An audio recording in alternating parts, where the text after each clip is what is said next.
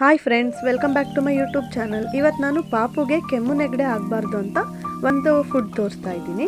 ಇಲ್ಲಿ ನೋಡ್ತಾ ಇದ್ದೀರಲ್ಲ, ಇಷ್ಟು ಸಾಮಾನ ನಾನು ಮೂರು ಸಲ ತೆಯ್ಕೊಳ್ತಾ ಇದ್ದೀನಿ.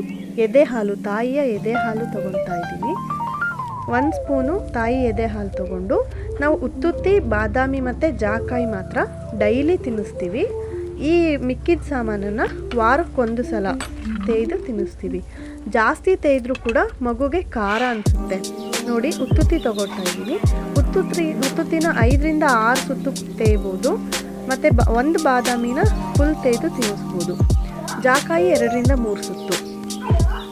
ಉಳಿದಿದ್ದು ಈ ಮೋಡಿ ಕಡ್ಡಿ, ಶುಂಠಿ, ಒಣ ಶುಂಠಿ, ಮೆಣಸು ಮತ್ತು ಮೋಡಿ ಕಡ್ಡಿ, ಇದನ್ನು ಮಾತ್ರ 3 ಸುತ್ತು ತೇಯ್ತಾ ಇದ್ದೀನಿ. ಲವಂಗ ಇದೆಲ್ಲ ಅದನ್ನು ತೇಯ್ದಿದ್ದನ್ನು 1 ಸ್ಪೂನ್ಗೆ ಟ್ರಾನ್ಸ್ಫರ್ ಮಾಡಿಕೊಂಡು ಮಗುಗೆ ಕೈಯಿಂದನೇ ನೆಕ್ಕಿಸಿ, ನಿಪ್ಪಲಲ್ಲಿ ಅಥವಾ ಬೇರೆ ಯೂಸ್ ಮಾಡಿ ಅದಕ್ಕೆ ಕುಡ್ಸೋಕೆ ಹೋಗಬೇಡಿ. ನಿಪ್ಪಲ್ಲು ಒಳ್ಳೆಯದಲ್ಲ ಅಂತಾರೆ. ಸೊ ಕೈಯಿಂದ ನೆಕ್ಸೋದೇ ಬೆಟರ್ ಆಪ್ಷನ್. ಯಾರಾದರೂ ಫಸ್ಟ್ ಟೈಮ್ ನನ್ನ ವಿಡಿಯೋ ನೋಡ್ತಾ ಇದ್ದರೆ ಪ್ಲೀಸ್ ನನ್ನ ಚಾನಲ್ನ ಸಬ್ಸ್ಕ್ರೈಬ್ ಮಾಡ್ಕೊಳ್ಳಿ.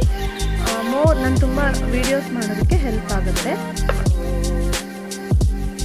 ನೋಡಿ, ಇದು ಜಾಕಾಯಿ. ಆ್ಯಕ್ಚುಲಿ ಇದನ್ನು ಮಗು ದಪ್ಪ ಆಗೋಕ್ಕೆ, ಮೈ ಬಿಟ್ಕೊಳೋಕ್ಕೆ ಒಳ್ಳೆಯದು ಅಂತ ಹೇಳ್ತಾರೆ.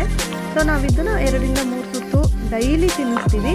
ಈ ಖಾರ ಮಾತ್ರ ವಾರಕ್ಕೆ 1 ಸಲ, ಸಂಡೇ ಅಥವಾ ಟ್ಯೂಸ್ಡೇ ತಿನ್ನಿಸ್ತೀವಿ. ಇದು ಮೋಡಿ ಕಡ್ಡಿ ಅಂತ ಕರೀತಾರೆ. ಈ ಎಲ್ಲ ಸಾಮಾನುಗಳು ಗ್ರಂಥಿಗೆ ಅಂಗಡಿಯಲ್ಲಿ ಸಿಗುತ್ತೆ.